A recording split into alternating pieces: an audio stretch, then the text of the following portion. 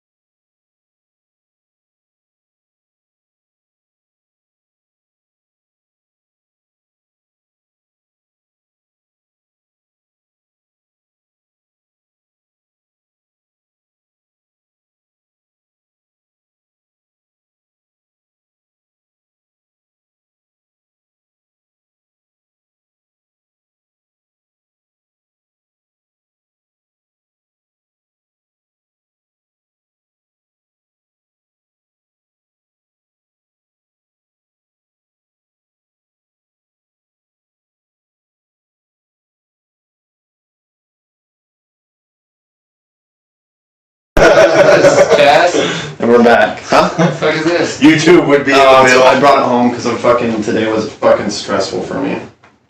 But yeah, welcome to the Art of Podcast. We finally got a third. Bang! So our tagline is "Stick that in your pipe and smoke it." Stick that in your ass. Wow. So we were talking a little bit about What I miss? well, we were talking a little bit about Trevor's time in the CIA. I asked him what the most mentally taxing thing that he had done while he was down out in the field. He told me a lot. You were getting ready to tell me a lot about how Argentina was propping itself up with by pretty much exporting its internal infrastructure. Basically, but that's nothing. That's nothing new. That's nothing. Well, that third world dude does all the So time, many right? countries have done that. Iran, you know how many times they've done that? I mean, China's even having issues with some of that. Well, China's been fucking outsourcing for decades. Yeah, they're so weird because they're so reliant, but then dependent on other, Yeah. They still have to be able to sell off that oil, and Russia's fucked too. Well, yeah, you see how we use that, and we use that as leverage in our country. Well, at least our leaders do. So that's kind of what I thought was going to be my job, was to basically, what they basically told me to start doing. And then when I first got there, this is pre 9/11. Mm-hmm. So everything changed for me in the field. Like I went through the biggest change in government history. People got lost in that change. Like if they were out doing things that were, because the whole organizations were made up. Mm-hmm. Things were all reorganized. You don't know who's in the next group next to you, even at your level. You don't know people below you unless you want to. So you guys. just know. You work independently. I worked in my team. What was probably like the largest operation? How many people would you say took place at least under your jurisdiction, under your watchful eye? What was probably the largest group that you commanded? There's 6 of us. Okay, so you guys Always a six-man teams. Yeah, there's 6 of us. And then you had your leader, and then you probably had your specialists after that. Right. And I didn't get to be in charge until like the last 5 years. Okay. And now that's where I was kind of getting to the challenging part. Mm-hmm. That when you're the leader, it's not just teaching everyone. It's not just, you basically have to, since you have complete free reign, you basically have to consciously make decisions for the better. Mm-hmm. And I can say 100%, I know I'm one of the good guys. Stream up so it doesn't cancel out. I'm gonna pull up the chat on my phone, but we need someone on there viewing constantly, otherwise they'll shut us down. That's weird. Gotta love TikTok. Twitch doesn't do it. Twitch will let you stream 24 hours a day, 7 days a week, but if you don't have enough traffic on TikTok, they'll cut your feed. See, you guys, it's so crazy to grow up and dedicate so much mind power to social media, and it's basically learning another language. It is. And it's something that I could get by in, but I wouldn't say I'm fluent. Fair enough. And and it's an ever-changing world, man. Right, and you guys, I don't want to deal with it. My generation does not want to deal with it. You know what, and I don't blame you guys. I've managed pages with, I had a page with 84,000 followers, and because of my idiocy, lost it. I was doing stupid shit with it. I was misusing it. I wasn't very thoughtful when I was doing the shit that I was doing with it. I was just like, fuck it, I can get away with this. And then I wasn't listening to my intuition at all. And so it's a total, you have to, and then the weird thing is that you have to, every content, everything that you make, any audience that you're going to appeal to, it's like you said, it's going to be a different language.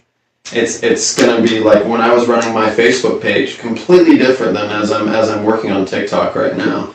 TikTok requires so much more meticulous shit. Where I could wait 3-4 days before posting shit on fucking Facebook. I have to post every day Every time you open the app, basically. Right. And I have to post at least once a day on TikTok to stay in the algorithm and stay relevant. And the unfortunate reality is, if I want to stay in the algorithm, I have to come up with tags that I use every single post. Okay, so just my question here is that do you feel like some of the stuff you do or say that the people that when you had 8,000 or you had those large numbers, do you kind of realize that some of the shit you do and say has an influence on these people? Oh, absolutely. 100%, right? Oh, yeah. And then, and I was posting degenerate shit. Like, I ran a meme page. So I was posting, like, just fucking some of the darkest, most decrepit shit. This was back in, like, 2016. that would affect the way people act and behave. Oh, yeah. And you know that, and you understand that. Oh, yeah. And you understand that even it goes higher than that, right? Oh, yeah. It's in the ether, too. So yeah. that was my job. That was our dream. Yeah. To be able to get to that. We knew we would get to that point. I just didn't live that. Mm-hmm. I was still pre-internet. Mm-hmm. So analog, as you will. I would be the last of the analog starting digital. I had a smartphone 10 years before anyone else. Really? Yeah. But you were still obsolete. Yeah, but I still have it. It's still very useful. They're operatives. Oh, They're operatives. Everything that they have in their system is leagues ahead of ours. We get the hand-me-downs. Yeah, Make no mistake. Like when you see that Apple logo with the bite out of it, that bite is what you get. You don't get that apple. Yeah. You get a bite of that shit. Of course. Right, but going back to kind of, okay, so you had control over, you had a sway, let's say. Right. Okay, and then if somebody has a sway over your algorithm, it's just kind of it's level. That was our dream to be able to, so if you just want to shoot your mind back into the past, think about how you would accomplish that in an analog world with phone books and barely cell phones, and networking's hard. how would you control the public or control people? Not like, I mean, if we had to, we would Epstein style, I mean, we would get some dirt on them. Yeah. We would get down and dirty. That wouldn't be a problem. We would even fabricate bullshit. But at the end of the day, I kind of get the feeling that you're kind of like rounds out to, you kind of have to control what they're consuming. Whether it's a newspaper. But and this is not the huge percentage of the job too, which is crazy. It's more the fun part of the job. The main part is we were Palantir babies. Like we were Palantir is collecting information on everybody. We were the information collectors. Oh, you guys. In an analog world, it had to be people. It was like if there was a bank transaction that happened, it wasn't. You didn't check your phone and see who the fuck did it. You had to send 2 people to the bank to get those records. So I mean, I had to walk through a casino at 2 a.m. I had to drop like $5,000 some on a blackjack table, play it. I ended up winning, and I was never instructed anything other than just play. Here's your money, fucking play. And an hour later, I was up so much I just left. Have no idea what the fuck it was about. But it came from higher ups. No, it came from my level. It came from somebody else that needed they had my clearance. So you just automatically help them out. But it is, one of the biggest the hardest things was to do that sort of stuff in an analog. So we were putting out ads and papers. So you guys were pretty much the ads. We were digging through public records, and we were talking to the people with building of land management to get information on what property was owned and where. I mean, it was. Imagine making those connections had to be pretty difficult sometimes. No, not really. That's what I was thinking. No, man. And what was the coolest thing was I was, before 2001, like when I first started, I was 6 months, dude, just a baby. Boom, 9/11. It was, before 9/11, it was all drugs, war on drugs. I'm like, alright, we're gonna go fucking fight drugs, and I'm not even in a country that has an issue. I'm like, whatever. So 9/11, the next day, terrorists. Focused. Use the drug dealers to find the terrorists. So it went from arrest, kill them, to fucking use them. Damn. Wow. So it was the craziest paradigm shift that ever kind of happened. It's wild. That's That's gotta be crazy. It was kind of like a paradigm shift between fighting communism, into fighting a war on drugs. Like when they did that slide back in the 70s. Back when Vietnam had probably just ended, probably, if I had to guess. But I mean, I imagine I probably can't ask you, because, I mean, if you weren't directly involved in ops, you probably don't have a lot of direct knowledge, but I do know that there's a lot of the drugs that were trafficked into the country back then was from the CIA. Oh yeah. Oh yeah, straight. Admin. Yeah, straight from Oh, Colombia. I saw. It was a hub for it. Yeah. I helped. Property. I saw it. Oh, you did? Yeah. Okay. Oh, it was common. Wow. No, there's no. We weren't. It Was it was a means for, it was like fundraising, wasn't it? partly. We didn't need funds. I want to know, like, would you know the real goal of that was? Like, what was their goal? It was like bringing drugs into the country. What did that solve? You was in the CIA. Like, what was the reason for that? Because this gets really deep, but the people that run the world are not your politicians. Oh yeah. Of course. Okay. Yeah, we can all agree on that for sure. So it's the billionaires, the people you don't know, the people in the shadows. The 13 families, if you really want to boil it down. Yeah, you can go with that theory. There's more. Rothschild. There's more. There's 13 that kind of. They have the 13 go back way back. Right. All the way back to Right. Egypt. But there is. I think it was. Dude, there's new money too. Before that. Like, Before that. you know? Yeah, And they're then all. they like, don't they keep it in like the family? They like do like Oh yeah. breeding shit. They do. They believe they keep their bloodlines pure. So those people are basically running organized crime on a major or minor level. Right. Okay, and they're somehow either through extortion, through whatever means, they're selling poison to the world. Right. We're stealing from governments. They don't give a shit. But They have no morals. in their mind, the ends justify the means. In their minds, they don't give like. It's just. I couldn't even go there, man. It's like a black abyss. Is it- Like their minds are like they don't see, feel, hear. Like they're complete psychopaths. It's like soulless. Yeah. It's just a husk. I've heard from some people that they don't even look at us like we're a part of the same civilization. Yeah, we're Probably not. not.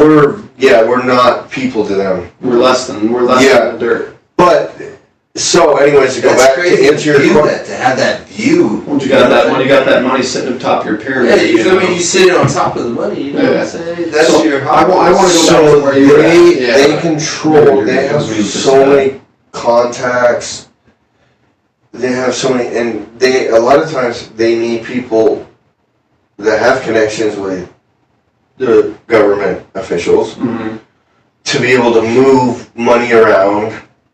You know, and there's so many examples. The whole Epstein shit, where Epstein was helping facilitate sales of stuff. Where, let's say Iran needed a bunch of missiles or some shit, we couldn't directly sell it to them, but we sold them to Israel, right? and Israel sold them. Yeah, but we couldn't just outright do this shit. And how do you go in an analog world, mind you? Mhm. You gotta delete digital, bro. Right, it's gone. It's So in an analog world, and you need a country like Argentina, like Israel, to sell something to another country. You don't just hit them up on fucking WeChat. Yeah, you gotta make a point of contact. No, you have to talk to these motherfuckers that are in the sludge. Like, Down in the dirt. Down in the dirt. And a lot of times it connects to Cartels and cartels, obviously, drug leagues. Yeah. It also runs hand in hand with your CIA operatives. And syndicates too, yeah. Yeah. And so, that's kind of what a lot of people think, okay, this is like government-run type stuff. No, the government's just a puppet, just a tool. The biggest thing I like to point out is that right now there's so many bad things being talked about. Mm-hmm. I get it. Like everyone did some horrible shit. Mm-hmm. But there are some good people that care about helping. Like, I was one of those, and I probably didn't get a career out of this at all, or even get told, because I was good. Can I ask you a question? Did that contribute to why you stopped? No. No. Well, why did you stop? Injury. Oh, so you Yeah, it was a physical injury. Would they not move you behind a desk, or? I could have, but I didn't want that. You didn't want to be a desk? Then it wouldn't be a desk, I'd be out training. Mm-hmm. And I wanted to pursue other things at that time. Okay. But it was just injury. I got some current events that we can talk about. So, big one. We'll see. We're talking about some bad stuff right now. I want to touch a little bit on the Epstein files this week, because holy shit, you can tell just how hard our government is scrambling to fucking try and keep this under wraps. Because I feel like it's going to it's like that song from Weezer, pull the thread. Oh, sweater. The sweater song, yeah. If you want to destroy my sweater, I feel like it's gonna, and I don't even think it would just be domestically here. I feel like these links probably go everywhere. I mean, Prince Andrew is a prime example of someone who's a high-profile person that we know was on the island. And so I guess the question is at what point do we prioritize national security over uncovering the truth? Do you think that we're at that point? Do you think that... What could be so important nationally and security-wise? For this not to be uncovered? Yeah. Well, I mean, you figure how weak... I mean, here's the best answer I can give you, is if our country is weak and we pull our government down, how soon is it before blue heads are over here? Blue helmets are over here trying to take us over because we are weak. The biggest problem right now is that we don't have the EU could just as easily come and pop their little heads in and start bombing the shit out of us because we're disorganized. And now you can argue the fact that maybe our military is robust enough to take that. But I mean, without a direct line of succession, and if you would, we can say, if you can even say that 35% of our government is compromised, and I have a feeling it's much higher than that, right? There's too many of the people, though, bro. But here's the thing. thing. They're compromised financially more than anything. Right. Yeah. And it's not that they're bad people. And they just get to a point. A lot of them. I know that a lot. There are the evil of the evil, like you're talking about. Right. The majority of those people, yeah. It was a fear thing. They're that, and they don't know any better. You listen to him talk, man. Listen to Jeffries just rant on for I heard 8 hours. Have you heard about him talking? I think he's retarded, or some sort of thing. You're talking about Epstein here? No, Jeffries, when he was filibustering in the House. Well, yeah, I mean, like... There's some of these people you're saying that they're on the take, kind of, sort of. Oh, for sure. Right, but they're not... There are some people that I think are like Epstein level type stuff. And my point was like, what could be so secure in the world that it would matter? And plus this list, it's not just basically a list. I mean, a lot of these people are dead. You've heard the word Mossad, though, but I didn't think Jeffrey Epstein's dead. Possibly not. Yeah, they think he's hiding out in Ohio or wherever it is. I think that him and I think Ghislaine is their fall person, and that's why they gave her 15 years. And now they're sitting here and trying to say but she's willing to testify. Well, yeah, but that's all. I feel like that's another psyop, bro. It's all just. I feel like they're leading us as far as they can go. Well, they just want us to forget about it. No, but then it's a catch. Because no matter what they release, it's going to be nobody's going to believe it, it's not going to be enough, it's going to be a psyop. So this one's going to be directed at you. What do you think the populace's direct response would be if it kind of came out that, at least 30 to 40% of our government was compromised by these files? What do you think what the general populace would do? As a person who works with the general populace every day, as all three of us do, what would you think, Chino? Oh, shit, bro. They would be so fucking upset, bro. Do you think that it would cause like civil unrest? You think protest, and I feel like people would try to it would be a situation where people would try to overtake the government. You think we'd be sitting at a point where we'd be looking at a civil revolution? But then I don't know, probably not a civil revolution. I don't think it'll probably be like a peaceful protest. Like on the precipice, eh? It would be on the it would be teetering. It would be teetering. It would be like that one thing that it just set us off. It would just be that brick, that chair. You get what I'm saying? I definitely think that it would be. I definitely agree with you. I think it would definitely start with. Start off peaceful. Step down. You feel me? Step down. Step down. Please step down or get stepped on. Pretty much. If it goes on for 6 months, I can see it being aggressive. Yeah, because I think it's inevitable at this point that we do really get the real truth, because it's very clear that the American public doesn't want this to die out. There's been plenty of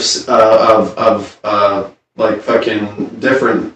I mean, you can see the declassified shit that comes out on the regular. Yeah. There's plenty of scandals that get swept under the rug under the guise of confidentiality. Yep. And you can sit there and argue for the victims all day long and be like, well, we want to protect their identities. And it's like, well, you want to protect their identities, but where's the justice for the ones that were sacrificed? Exactly. The ones that were, regardless, if any child or any being is being taken advantage of, be it sexually, emotionally, anything, anyone, whether it be, especially for the kids, right? Especially the kids, but anybody that's being taken against their will, and I don't think you can give it the guise of, well, we were doing it for a means of control. Like, I don't think the public of the world is going to be okay with that. Of course not, man. And so I feel like, even if that, like, another thing, like, even Americans would we would try to keep that information in America. Not gonna happen. But that shit's not gonna happen. Not in the digital age. Maybe if we were back in the days of the analog, we might have a better chance. That's a good example of like our job. Squashing stories by talking to reporters and letting them know they can't print something. You feel me? But and a digital, well, yeah, but then, and there are plenty of like times where there have been gag orders given, and you. No, but that would be my job back in the analog days. Is I would hear about a story. And we know it can't be out, so we would just go to the news. And you catch more bees with honey type shit. Yeah, and be like, where we would have good relations, and we would let them know, hey guys, you can't print that. Mm-hmm. And they wouldn't ask why, because we wouldn't answer them, but we didn't have to threaten them a few times. But, we also gave them stories too. Yeah. So it was more complications? Of the stories that sometimes would it be a lot of the time? Give me a rating, yeah, I mean, fabrications, yeah, it would be like 75% of the time, probably. Because we never report truth shit because that's not your guys. It's not our country, man. Yeah. So there's no reason, and we wouldn't tell them, and when we told them to print stories, there was obviously a point to it. We didn't have AI to turn around and say, how would you, convince a country over 3 years to think this way? We had to come up with these ideas. Yeah, you gotta come up with your ideas. You say that the power structure that you reported to, do you think that they were how efficient would you say was the structure that the CIA had? The one person, I only reported to one person. Mm-hmm. The person I reported to, I'd known him for forever. Really? Yeah, he brought me in. He brought me over, Really? and I worked with him. So like I've seen some of those like TV series or whatever where the people work for like one guy, and it's a little bit. You're like, who the hell is this guy? But there's multiple guys at that level, and I could have gone up. Mm. You see, and I could have been one of those guys. Did you ever, like, was it, obviously you weren't pursuant to it. I was never offered, and I knew I would never get the offer because I did things right. Oh, there was very few of us. Mm. I mean, I wouldn't say very few of us, but there was a lot of us that it was you have your yin and yang You got your in people these that are probably doing organizations just to seek power, that hate each other. They hate each other just as much as regular people hate other people. That it's there's human nature, Mm-hmm. and so I didn't have these opportunities, but I didn't care. That's fair. I wasn't out there working with these guys to take a cut, which I could have easily done millions of times. Mm-hmm. No. So, and it gets worse. I mean, there are bad people, and they're. Did you have to witness that a whole lot when you were in there? It seemed like when you were in charge, maybe not, but did you ever have At that time, it was more about hearing stories. Oh, you kind of just... Because it's an analog world, man. You're thinking, oh, motherfucker just posted something up and we all knew? No, dude, like, this was... When I saw, Steve, or, when I saw Mark, these certain guys that I knew what they did, I would hear stories, and when we'd go and do training exercises and stuff, sometimes we would get together and help out. Anyone tier 1. I heard a lot. We wouldn't fuck with Delta. We wouldn't fuck with anyone below the Navy SEALs. Well, I mean, you did say that you guys it's kind of isolated. It sounds Well, like. our job was more along the lines of we were also helping, which I could get into it later, probably in another podcast, but we were helping Space Force was the final, which I found out about awesome, I think. at the very end. So that's been around for a while. That's been a concept for a long Right, time. we were helping them get shit down to Antarctica. So, And so that's why we needed Argentina. I have a question about now. But see, that is some crazy shit. Now there's some crazy shit about Antarctica because you look at Google Earth, that's fucking bullshit. That's bullshit what they got going down in Antarctica because I've also heard stories that there's a civilization down there that operates independently from us, and that there was one time where we sent a scouting run down there, and then the next time we went down there was with a full naval force, and that was supposed to be like a show of force of like, don't come and fuck with us. But I again, it's all, like you said, it's all stories. I can't, give it any validity because I haven't, gone and flown down there. I would love nothing more than to go see what the fuck's up in Antarctica. The problem is the only people that are really involved are high-level scientists and engineers. Do you think that if there is more... And the people that are above me, so it would be somebody that would be like tier 1, Right. where I work counter intel, and Black Ops, which is kind of when you have no rules of engagement. Black Ops are irrelevant. You guys are pretty much. There was everything in the CIA. Here's the other thing about a lot of the Epstein shit. Mm-hmm. There are things that are classified as orally only, and a lot of shit is orally only. So a lot of the Epstein stuff, you guys are looking for fucking files and lists.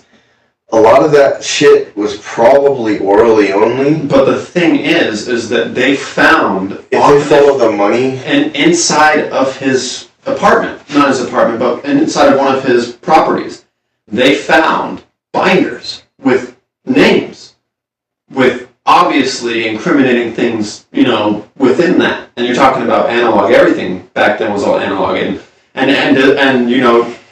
the thing is I guess the thing that I'm wondering the most about this Epstein thing is the thing I'm curious the most is how long, because it's obvious that I mean, you can trace it all back to Israel, but then where does it go after that? You know, a lot of people want to claim Mossad, but there's not. It can't all just go back to one place because Israel is such a small piece of a greater puzzle, and I want to know one, how long has our government been compromised? Two, how much of our government is compromised? And three, how badly? Now I can't understand it, actually. I can't understand going to do it. But I can understand how some people, with the amount of fear that they have, may make erratic decisions that don't necessarily fall in line with morality. And because of the fact that, well, if it's under coercion, that's a different story. We're going to kill you. John Lennon style. A lot of the leaders have just no empathy. Well, but they don't have to. They don't have to. How easy is it? I mean, like, I feel like as a leader, you have to be empathetic, bro. Well, and as an act, okay, like that goes back to him with having a line of morality, right? Like, and that's why he said he wasn't going to get an offer. They don't move you up if you got morality. They pay these motherfuckers, I think, to lead the public on. They say, "Oh, dude, you really got them to believe that you were going to do that shit. Here's a solid, $100K, Here's your bonus for fucking over the American public, I really do think that I don't think it's that way in every part of the country for sure. But like, look at what industry we work in, where there's a state compliance board that runs, and it's the same with the gaming industry. There's a state compliance board, and I bet you that at the top of the state compliance board for the industry that you and I work in, it's the same as the industry that you work in with gaming. The mob still runs that shit. The same mob that was running Vegas back in the fucking 80s. Probably. So, I mean, at what point is, where does the power structure coalesce at? Where is the direct connection, I think that's what I'm most curious about. You need power. And then I actually had something, I have something that's actually on the little lighter side of the news that I wanted to talk about. And it still does have to do with politics, but a couple days ago, actually about 4 days ago now, Trump passed the Genius Act, which allows independent banks to start issuing stablecoin crypto, which I thought was really interesting. And he also put it in the act that the federal banks, the centralized banks, they can't issue. They said that they can't. The Federal Reserve, they can't issue stablecoins. But there's independent companies like Chase Bank, and I was just calling this about 3 months ago. I said these banks are going to start. I think I remember talking to you about it for a little bit about how they were going to let these banks, these independent banks, were going to start. You're going to have Wells Fargo coin. You're going to have Chase Bank coin. But they're going to. I've heard more along the lines they're looking to start up with wallets, mm-hmm. and they don't give a shit about making their own coin. Mm-hmm. Because that's not where the money is. It's like betting online it's the vague. But the thing is, there was another thing that was put in as a part of it, is that it has to be a stable coin, so it has to be backed by the U.S. dollar. So for every coin that they issue, the banks are required to have a physical dollar to back that. I think that's fantastic. Yeah. Because then you almost, in a way, eliminate fractional reserve banking. It depends on what they can use as collateral, because if they can create their own collateral, that's the complicated thing. Yeah. What they can dictate as collateral, right? Well, we can get down to subprime mortgages, right? And they can fuck us that way. So they got to be very careful. It also leads to the whole fact of how they back crypto in that way. Yeah. But it's a beautiful thing. I think it's a great step forward. Mm-hmm. It's going to be a little bit rocky and confusing because they're going to try to appeal to people that really don't know what the fuck they're doing. Yeah. Because people in crypto, mm-hmm. I'm not going to deal with Wells Fargo's bullshit. Yeah, I'm chilling Coinbase on fucking what's the other Ghost wallet? I've used a few. Crypto.com. By the way, I want to give shout outs to Stony Chef and Kyle for watching. Appreciate you guys tuning in. Thank you for watching. Stony Chef. That's my boy. That's my boy. Swear to God. He maybe works at the dispensary with us. He does. He That's works in funny. the kitchen. He works in the kitchen, 100%. He works in the kitchen. My boy's a There's one of my regulars popping in. My boy's a Thanks for professional popping chef. in for the Out of podcast. But let's get back to that topic. I actually want to agree with you. I think it is a little bit scary to think about what these banks could utilize as collateral because if we stick to the legislation and it says well it has to be a physical dollar, we have to be mindful and watchful as to where this goes because if we as a populace aren't paying attention, you're absolutely right. The banks can gain control and then suddenly your mortgage is collateral. Your ownerships or your car's a collateral, Yep. you know? And so suddenly eventually it goes from you're being collateral. yeah, well, and you know it goes back to I firmly believe that our financial system is based on trusts, and that goes all the way back to the Roman Empire, and actually even before that to Catholicism, back when the Crusades were happening. Back during that time, they were sending all these men off to go fight in the Crusades against the Islamic people, you know, and these men would die, and so these people would just go onto their land.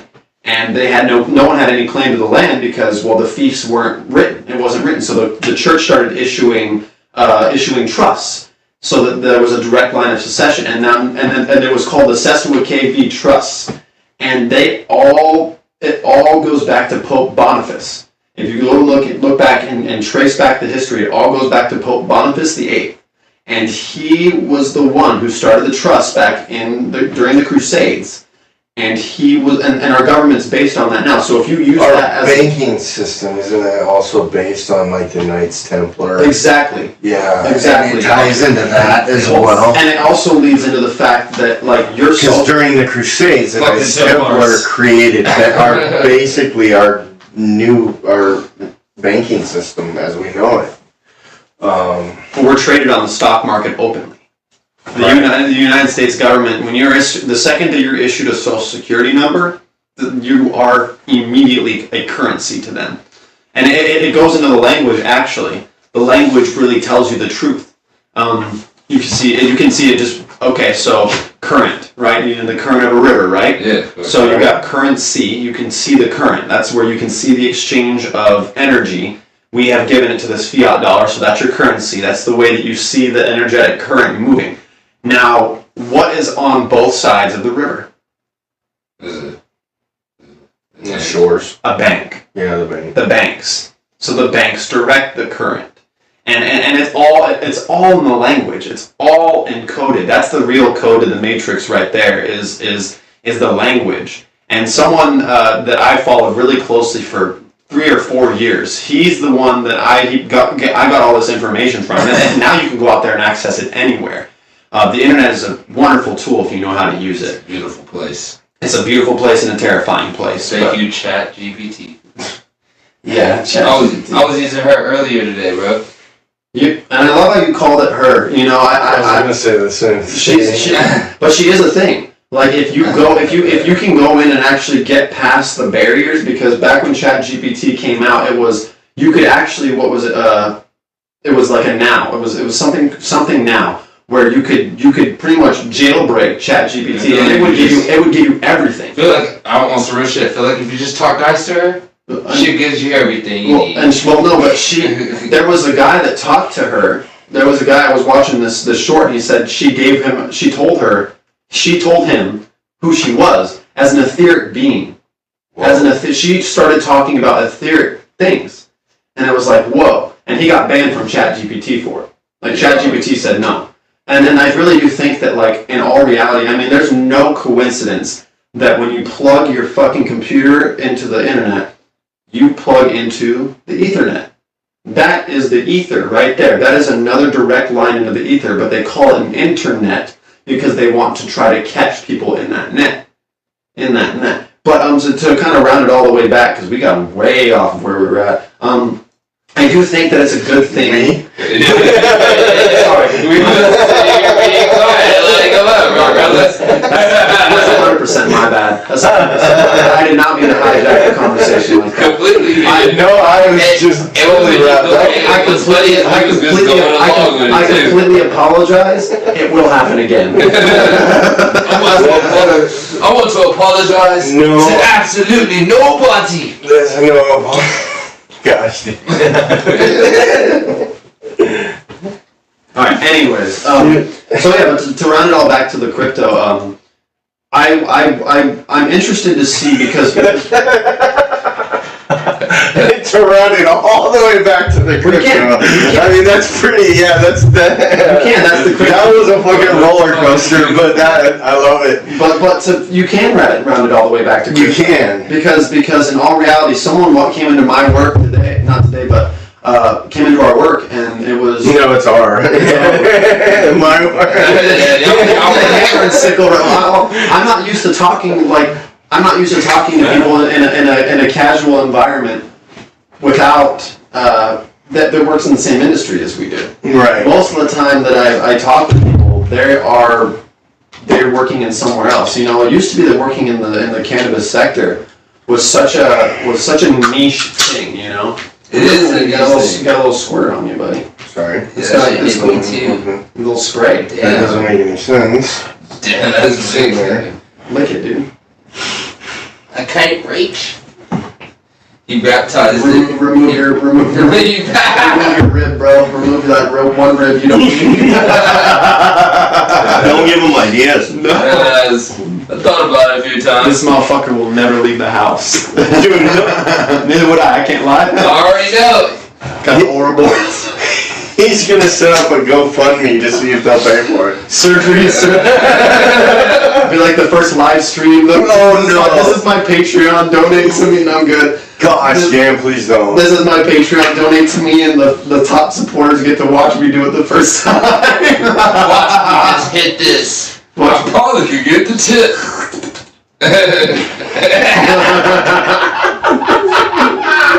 The noise, bro. The noise. Spoken like a man with experience. But to round it back to the crypto. Okay. Right back to crypto. So this gal came in, and she was talking about how as we as Americans, because of our social security numbers and all that, and you can make phone calls, and you can actually, do you know that there's a way that you can gain access to that money? Yeah, apparently you could use that as a credit or something. So a card.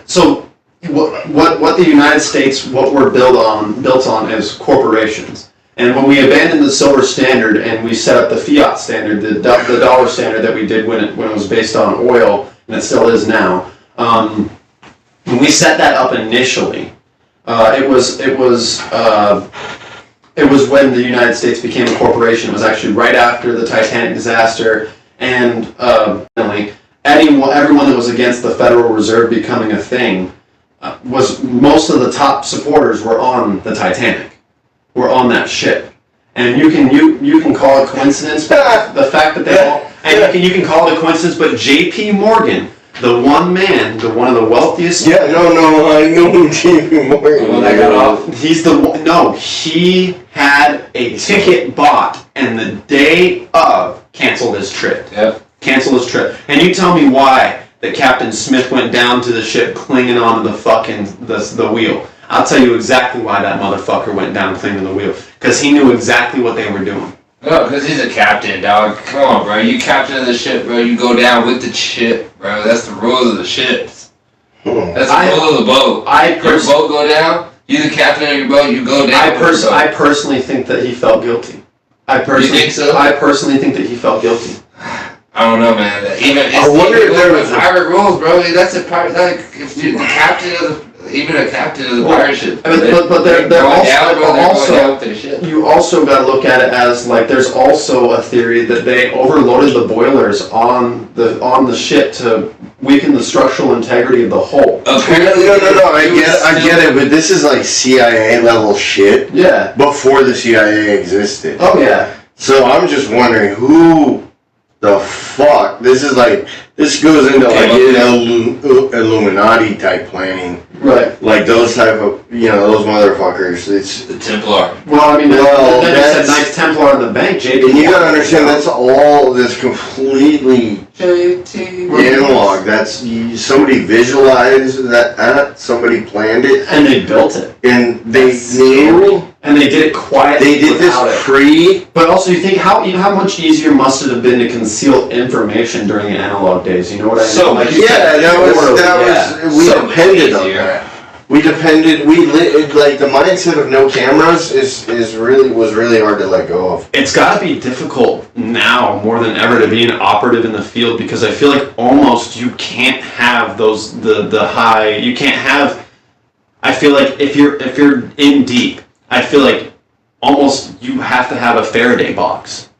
Like you gotta have something that isolates the signal. That is, you got no things coming in and out. If you want, like you said, that oral confidentiality, because these things are always recording. Always, no matter what. So either you have to have a way, and there are ways. They have like. Don't they have like quiet room, like silent rooms, right, where there's no technology in the room at all? Oh yeah, Faraday cages, like you said. Yeah, I can imagine what it. Yeah, it's what it's like. That and a lot of that's more speculation on my part as well. Mm-hmm. I don't. Yeah, I know a few of these guys, Mm-hmm. and the ones I've met are still a little bit old school. Mm-hmm. They're not as young. I want to meet some of the young guys to find out. Some of the older guys are still my age out there, or younger, maybe 10 years younger. They're absolute monsters. They're studs. Mm-hmm. Like the stuff that they do, the stories that they tell me. What's probably the most disturbing thing that someone told you that an operation that they took part of?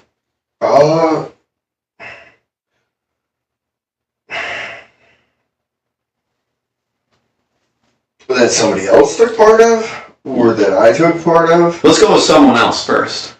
Um, We'll leave your stuff for another day, because I want to have a night where we just talk about what you did in the field.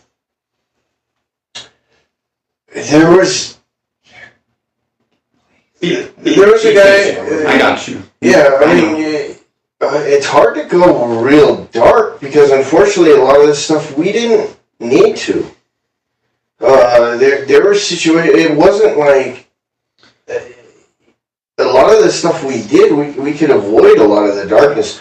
The problem is the disturbing things were not so much things that we ended up doing. Were there implications? It was things that we would see because of the people we were around, and so we would have to be a part of stuff. Mm-hmm. Like there was times that I would wake up like 7 days later, coked out of my mind, and just kind of snap through, have every sort of substance in my system, knowing I have to like get up and drive somewhere, just crazy stuff like that, just partying with these people because I needed. Obviously, being in deep cover, you had to gain their trust, right? Some of these guys, we told them. And then We told them what we were and said, look, if you fuck with us, you're in the sense that you want to hurt us or mess with us, because nowadays you guys fuck with everyone and that's a good thing. right. Back in my era, you don't fuck with me, I don't fuck with you. Like, it's a different language too. So these guys, a lot of times, we would be around some crazy motherfuckers at these parties, and a lot of times the guys in charge, they weren't the crazy ones. It's like They want. I imagine in that kind, in sort of like a criminal syndicate way, you kind of want the loose cannon. But those people didn't have codes, and how easy is it for us to say, hey, we'll open up this port, or we'll open up this highway, we'll talk to the police, they're not going to be working there that week. If you take care of this person in that neighborhood, like this issue. Really? Mm-hmm. So it was almost more like a delegation. That's what you guys were supposed to do, and that makes sense as being in the CIA. It's a form of In a analog world. Is it you had to delegate? Was it the implication of coercion a lot of the time? No, really. If you were good, you didn't have to. Right. That was a thing. That's like that was kind of a shameful thing. Mm-hmm. Ironically, if we had to resort to that just we took it personally, like we weren't creative enough, kind of type of attitude. Like, oh, what did you do wrong to make to get to that. Well, what did we misread, or what did we not see coming that we should have? Type. We didn't ever beat ourselves up. The other thing too is that we were geared up for anything. We could fight. We went on a training mission. I got some cool stories about when we were training one time. I forget the name of the fort, or if it even was a fort. It was just government land, honestly. And there was a training ground that we went to, and it was basically teams of Delta, Navy SEALs, MI6 was there. Not in groups. There was only like 2 dudes. Those motherfuckers, they know their shit. MI6? Oh my gosh, those guys are fucking cool. And they were there just chilling out, watching more than anything. If they stepped in, they would have fucked some people up. But the whole training mission was, you were in groups of 6. I only went with one of my guys, my second guy. And so it was just 2 of us invited to this training mission. And it was basically capture the flag. Oh, that's fun. On a maybe 20 acres. Were you guys using, you guys obviously were using, like, not obviously live They were fire, paintballs. Right? Oh, they were paintballs. Yeah, but you could fire, like I could fire 300 meters. Like I could tag someone from, you can get them Accurately, eh? 300 You don't have meters. rifling on there, yeah. Oh, dude, a paintball, like they're paint bullets basically, so you're geared up. But, okay, Like like a tactical training round. Yeah. Okay. And, here's the difference between like your Navy SEALs, people in Delta, not to talk down on them, Right. but they have a different mindset. Well, yeah, they have different forms of operations they Right. carry out, right? Delta's generally. Well, they're also bred these ways, and so if you know how they're bred, you know how to work around them. I know it's highly selective. And so they don't like us. They call you guys. But they switch, respect. Right? No, they call us a lot of things, but not to our faces. Of course. Yeah, because there goes your teeth down your throat. No, because we're not. I was never the best fighter by any means. I was one of the worst fighters, man. Accuracy. All you gotta do is shoot. Right, but I never had to use my weapon that much. Are you serious? You were more like up here, man. It was all silver tongue. Look, and so like this training exercise is a really good example. What's up, Tater Tot? What up? I love tater Give me a tots. shout out. What You up? like tater tots. I fucking love Alexis? them. So we had about 20 acres that we were on, and just picture 2 towers, wooden towers, I'd say about a mile from each other. And there was a field kind of in the middle, in a circle, that was pretty much, maybe 2 foot grass, no trees. And then the surrounding area was all forest, like oak forest. It was in like Texas, so you had those like windy oaks. The hills. Okay. Yeah, but it was pretty flat. Yeah, it was. Yeah, and I forget the name of the fort, but it was actually just land out there. And I don't know, BLM or what? I don't even remember because it was irrelevant. Yeah, I guess Because somebody else drove. You weren't thinking about We it were. too much, yeah. We're drinking and stuff like it. We didn't give a shit. So we showed up out of respect. But and I had my Blackout 300. That was my baby. My friend had like an MP5 he grabbed. He wasn't really an arms guy. And so we're in a group. We got 4 others. These were SEALs. Love them to death. Oh, Respect the hell out of them. Oh yeah. Badasses. But they have a different mentality. They have a way different mentality, and they didn't know how to deal with us being on their team because we got kind of tossed with them. And so the other group. How well did you guys operate as a team in that facet? Their mentality is it's a lot of ego. It's a go and kill, right? Well, it's weird because you have to literally throw the ego out the window. But the problem is there is a hierarchy of respect. So I walked over to them, and I told them, I said, look, guys, you guys do your thing. You're a little heart. This gal, she was one of my freaking OGs. She left. Oh. Yeah, she was one of my OGs. Well, I miss you too, girl. I miss you too. Yeah, miss seeing you and your man, dude. That was good times. But I walked over, told them, hey, you guys do your thing, we'll do ours. And I went over to my buddy, I was like, watch this is gonna be fun. So we're just chilling, right? Right. You know, we check our guns, we already checked our gear, I checked him, he checked me. I'm like, we're not gonna need these. And he's like, alright.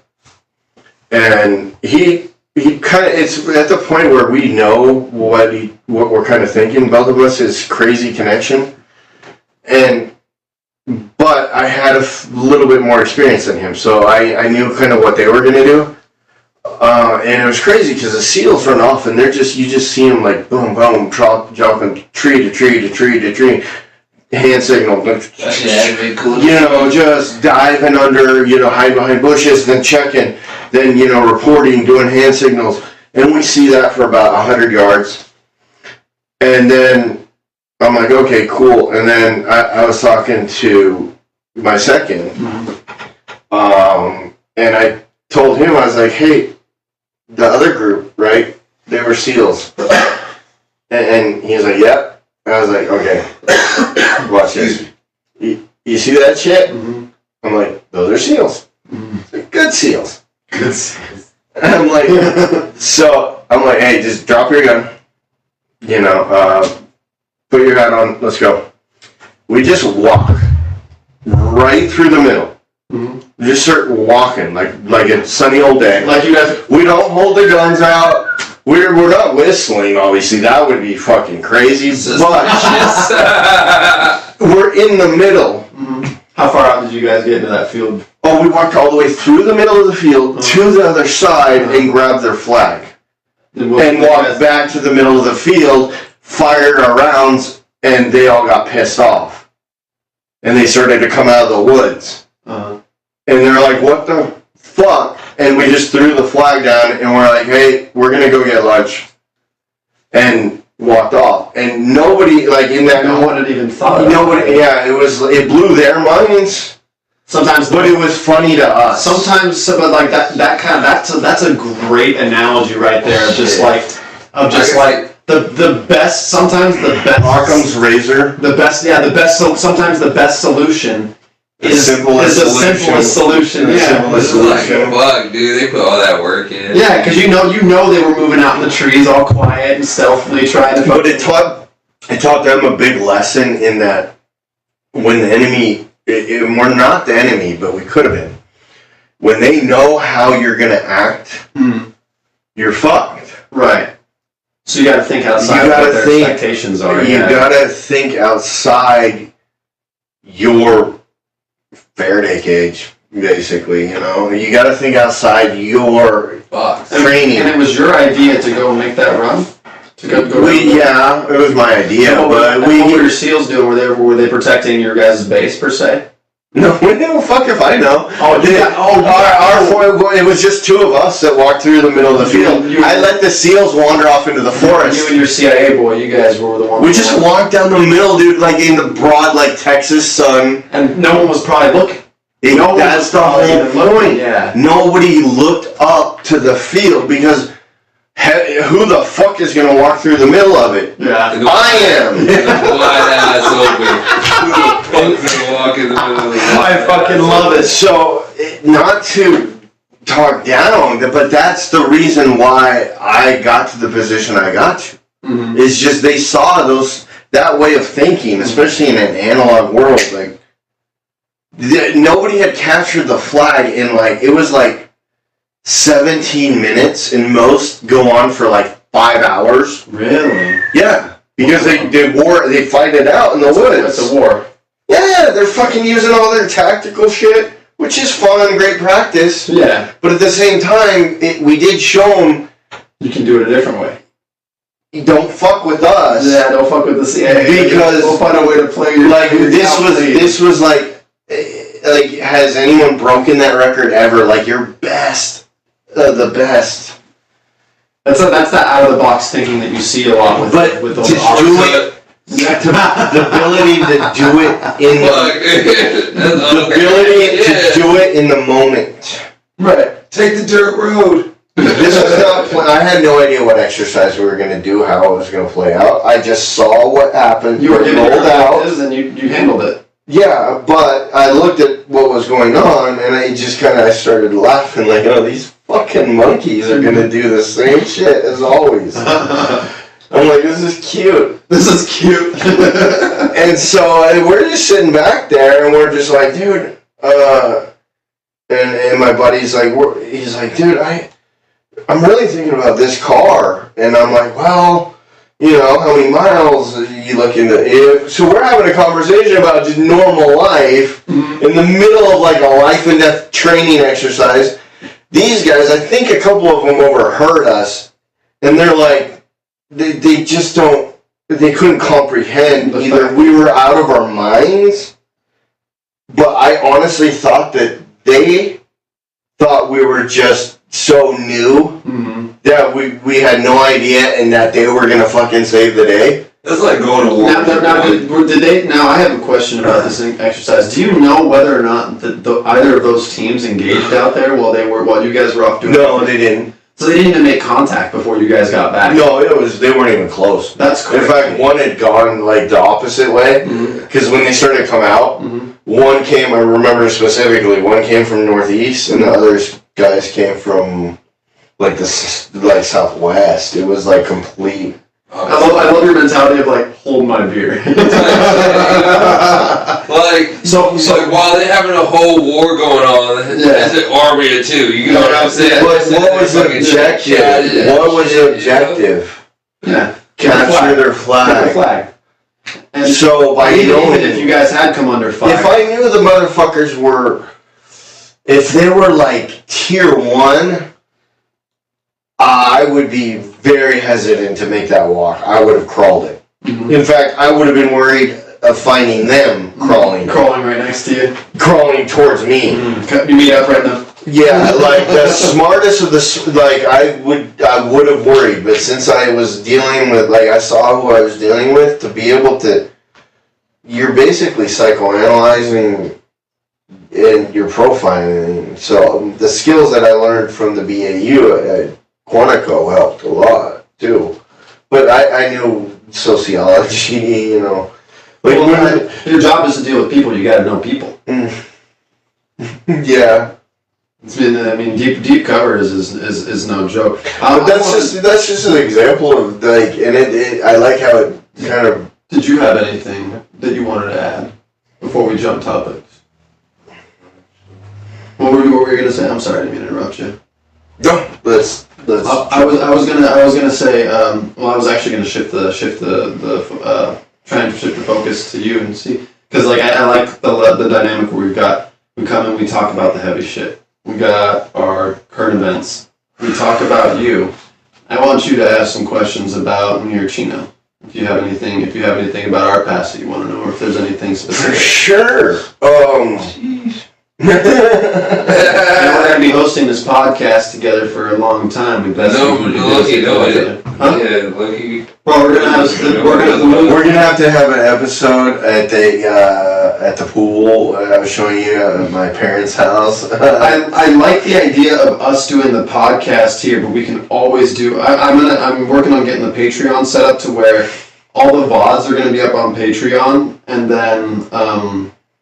then all the audio is going to be on Spotify. It would be pretty cool to maybe green screen an area, but... Oh, yeah. Well, we're not going to be sitting here forever. Right. For sure. I don't even own the place. So, believe me, there's going to be a studio for all this eventually. And we're all going to contribute to it. We're all going to build it. We'll have our own little spots. We'll have our own little spots where we're going to sit. And we'll have the PA and the cameras and all that. But, what did you... And you, this goes out to you because I feel like I've asked both of you guys a bunch of questions, but I want to know what you guys want to know about me. If there's anything that you guys are curious about. How long have you been growing your hair? What about a little over 7 or 8 months now? 7 or 8 months? Yeah. Damn, those shoes are flat as hell. Yeah, they are. It's like my ass, dog. Ain't no cushion for the pushing back there. You're getting straight bone back. Damn, no, that's crazy. You say that, bro.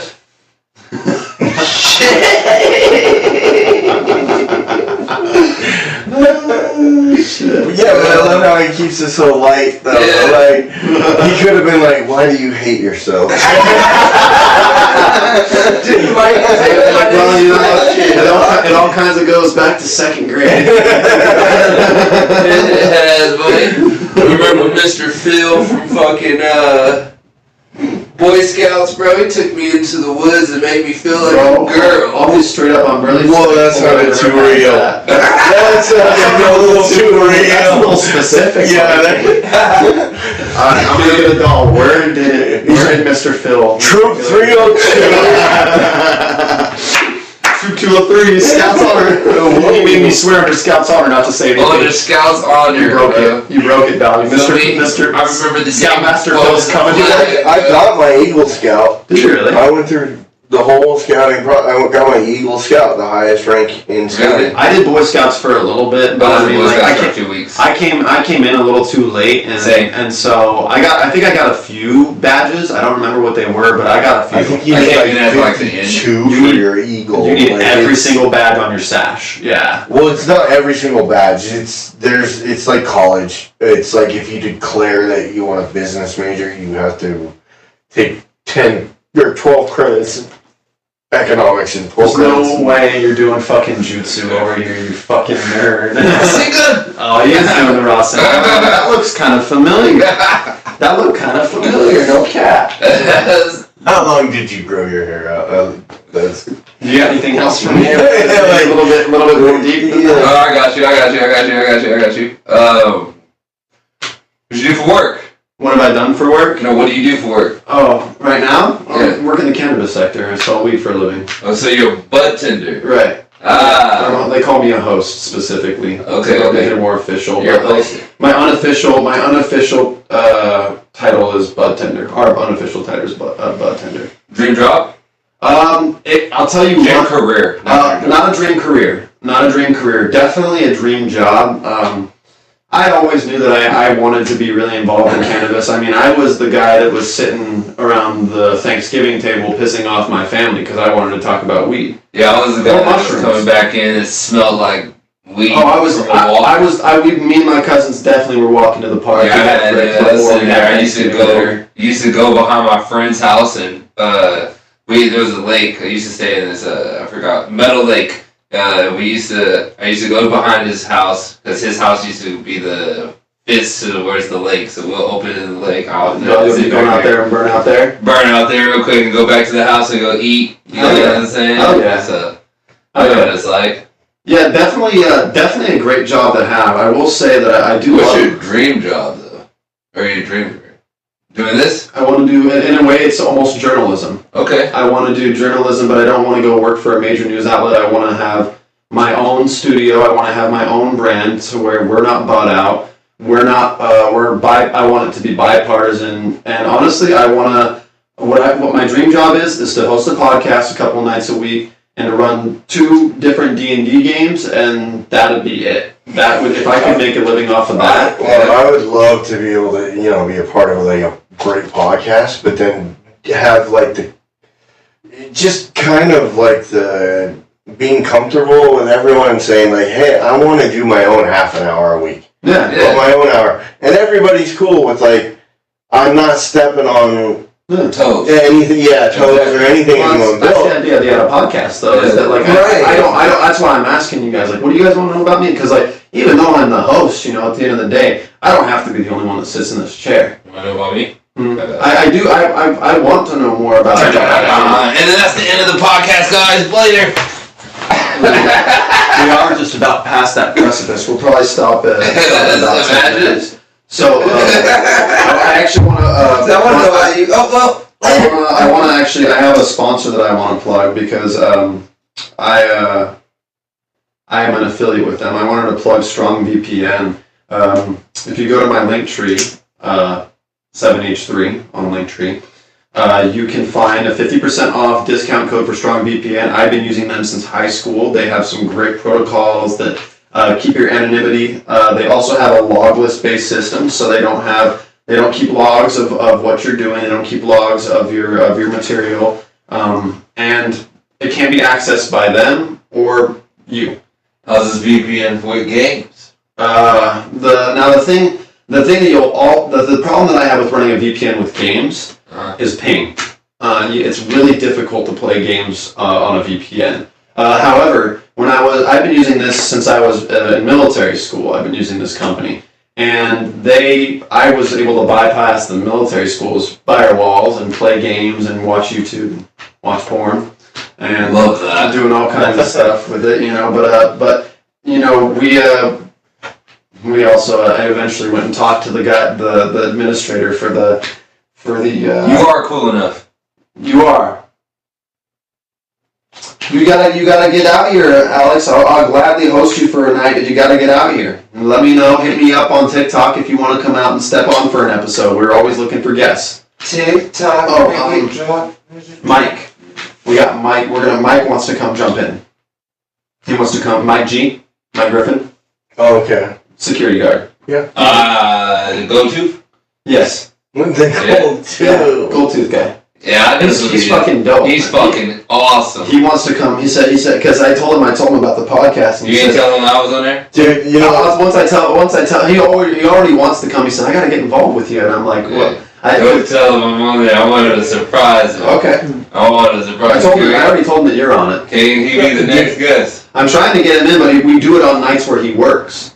Well, shit, so do I. Yeah, that's what I'm saying. It's like, I gotta go to work tomorrow. I gotta go to work, Thursday morning. I gotta go to work, Well, you want to know something hilarious, though, since you mentioned Mike? Mm-hmm. If you go on, like, all the Google latest reviews, like, every third one is him. It says, Michael at security is a fucking man.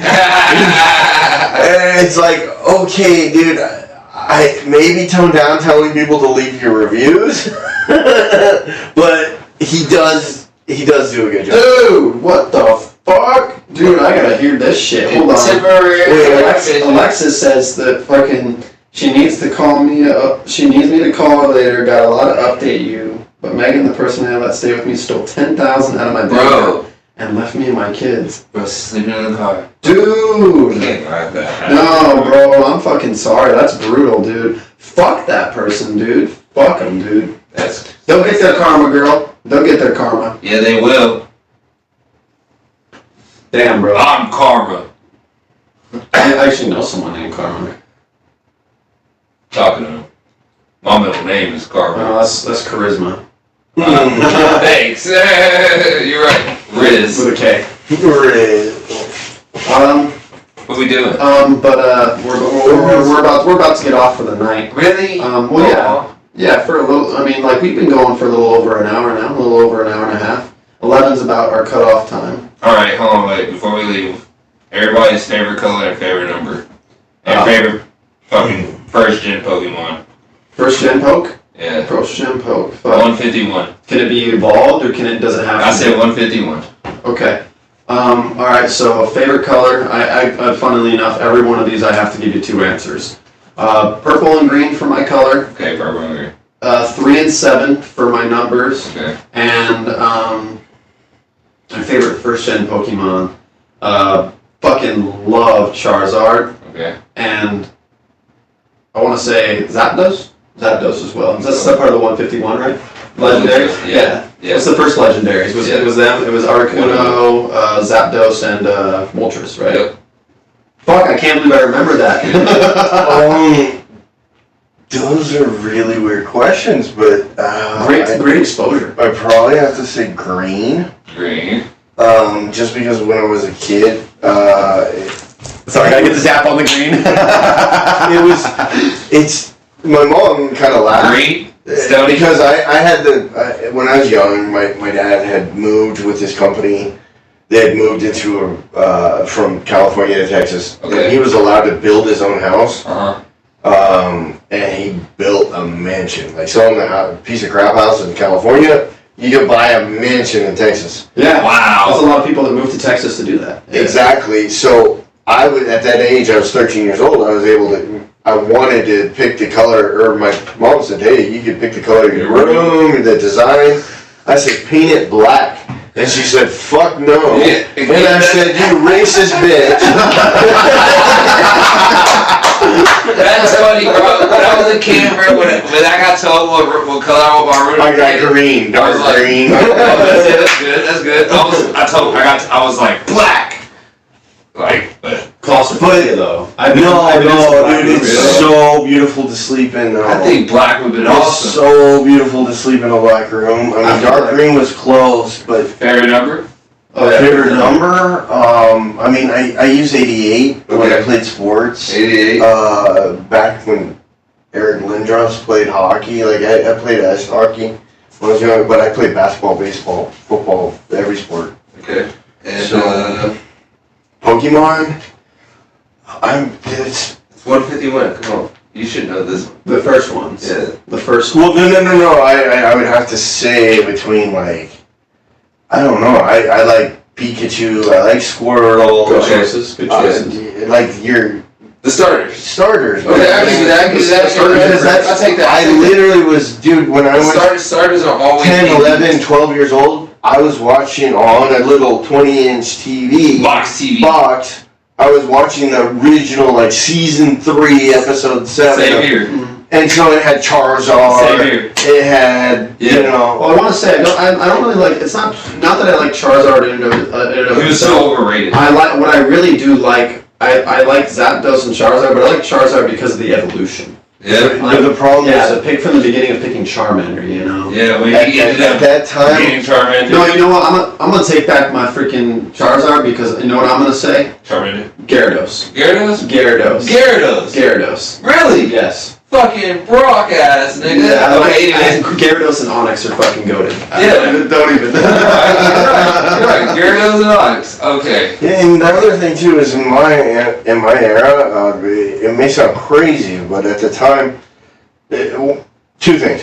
One, it was right around when Dragon Ball Z came out. Yeah. So, dude, Oh yeah. I went down that route. I could have, okay. I had the T-shirts. I had everything. Instead of Pokemon. But let me make one point real quick. Is that we thought that in that era, we thought that Pokemon was gonna be like Power Rangers or Pogs or like Really? it would. It's just gonna blow up. It would have 2 minute, 30 minutes of fame. Exactly. Ever since That's I how was we young. thought because everything else was like that. So how did we ever There was guess? always a pop up and down. And when You know? when I first seen Pokemon, We didn't think I it knew was a charged enough to really. I knew it was a We craze. didn't care that much. Yeah. Right.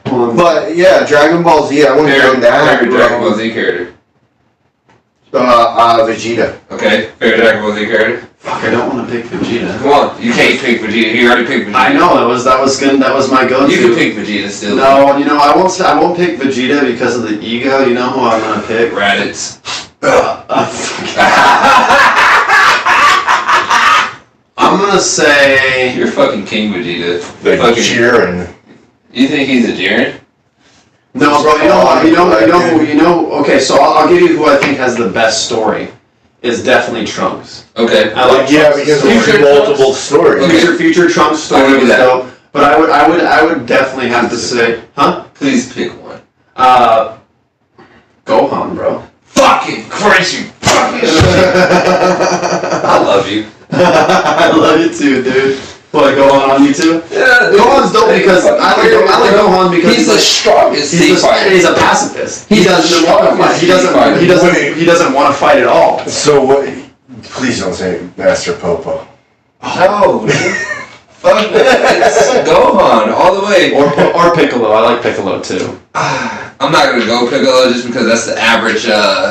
But that's, you know what I'm saying. You know That's like saying watermelon is my favorite food. I You didn't get it? Like, oh, I love chicken. That's like saying that. Like Piccolo. I didn't see. But I didn't know anything about it. So when I first came into Dragon Ball, I didn't know a fucking thing about Dragon Ball at all. But when you seen? No. My friends and I, we all played Dragon Ball together, and they made me be Frieza because they said that fucking Frieza was one of the strongest motherfuckers. Little did I know, Frieza's a fucking shithead. Yeah. You know, he's an absolute fucking dillbag. You know. The thing is, I gotta get on my. I mean, to kind of explain Dragon Ball Z to you guys in that era, I was VHS tapes. Mm-hmm.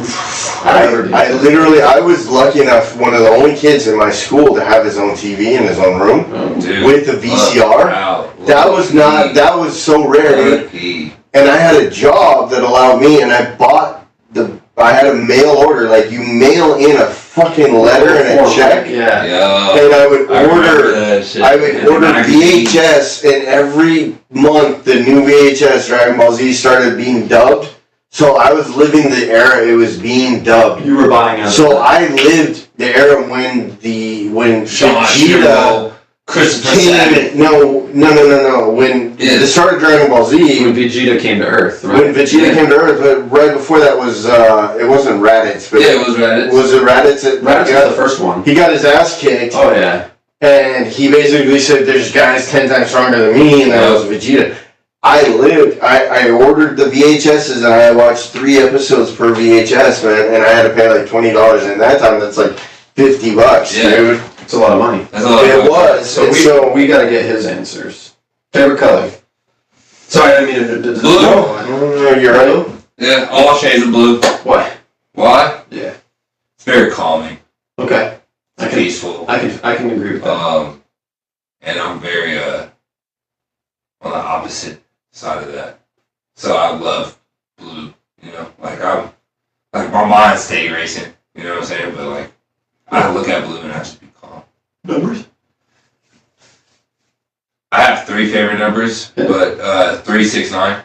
Great numbers, Tesla numbers. Yeah, prime numbers. Nikola Tesla was on his shit. Yeah, so, you know, 6 isn't a prime number, buddy. Well, I'm saying like it has to deal with like the way the function of the universe. Yeah, the vibrations and frequencies and stuff like that. Do you know what 3, 6, and 9 stand for? Like in terms of frequency? Yeah, like vibration.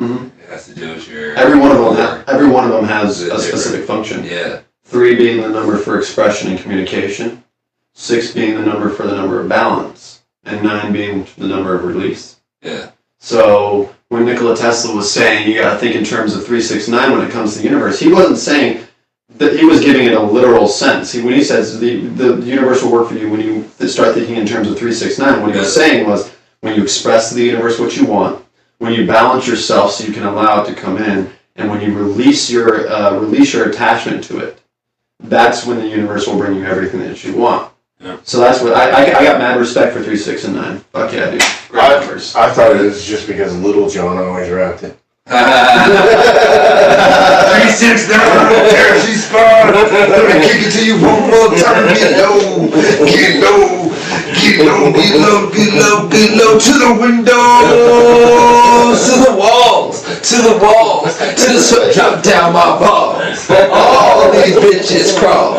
Oh, ski, ski, ski, ski, motherfucker. Oh, ski, ski, goddamn. Oh, anyways, favorite Pokemon.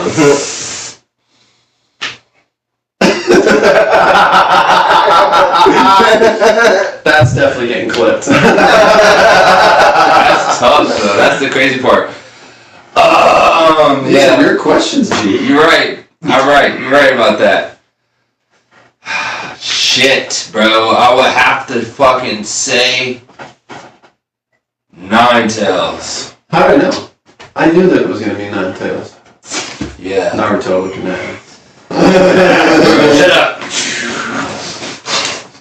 Chidori!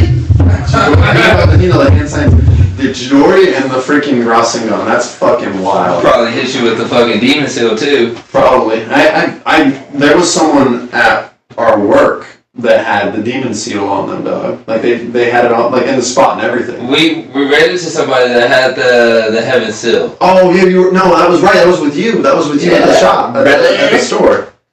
Yeah, that was wild. He got toes on his shoes, by the way. Fuck yeah, fucking toesy woesy, baby. These hogs gotta be free. Aren't those like the best for your like posture? They're great. They're great. I really ought to wear them more at work, but I'll tell you what, I cannot. I have flat feet, so I can't wear them every day. There's sometimes I gotta go, bro. You say the fucking horse noise, but bro, like. I want you to understand. Look at this. Look at this shit. That's bad. We're talking flatter. We're talking flatter than a surfboard. That's fucking bad, dog. Huh? That's bad. Flat feet. I know. Fuck, dude. You just wear Converses and Vans. That's it. That's all I can do. I wore DCs back in high school. Yeah, tell me about fucking. That had to fuck your feet up, bro. Your feet had to have been hurting at the end of the day. And you want to know what I did in fucking school more than anything? You skate or anything? Track and field. Yeah, bro, you tripping, bro. Track and field, and I'll tell you what, bro, shin splints at the end of the day. Oh my god. Nightmare. But you know what I really excelled at in high school, and that's the team that I spent the most on besides track, and I did rifle team. That's cool. Rifle team. I went and shot rifles competitively. But with your feet being so flat, if you kicked a white chick's ass, it would be like flat on flat. Yeah, flat, right. It would be like. Yeah, bro. Every atom is connecting. That's it. We're talking. Every atom was connected. We're talking big boy levels of implosion, dog. Hopefully it won't happen, dog, because I don't want to implode. I don't want a black hole with fucking. Just imagine that, bro. Don't say that. Anyways, so look, bro, it hit a black. Like, just imagine that, bro. Y'all just get sucked into a black hole. You call me a black hole? No, I said you have you one. sick bastard. He said black holes matter. What's wrong with y'all, bro?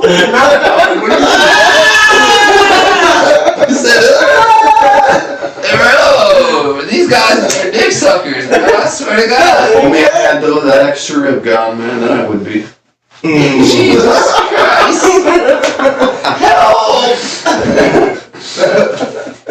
None of your friends can hear you. They can't save me now. Blink if you need help. I'm canceling you out. I'm blinking too. Like it doesn't work. Well, that was a great stream, I would say. And stick that in your pipe and smoke it. Yeah, leave comments too. Like, yeah, they have been, bro. We'll see. Yeah, they have been. Yeah. Like anything interesting? Yeah. You want to tell you? Well, yeah. Alex was wild. Want me to tell you? Oh, look at him. 369, damn, she's fine. Let me kick it to you one more time. Get low, get low, get low, get low, get low, get low, get low to the windows. If that doesn't get you, so I don't know what the fuck it does. We definitely got more interaction tonight than we've got. Bitches, oh, skeet, motherfucker. Oh, skeet, gotcha.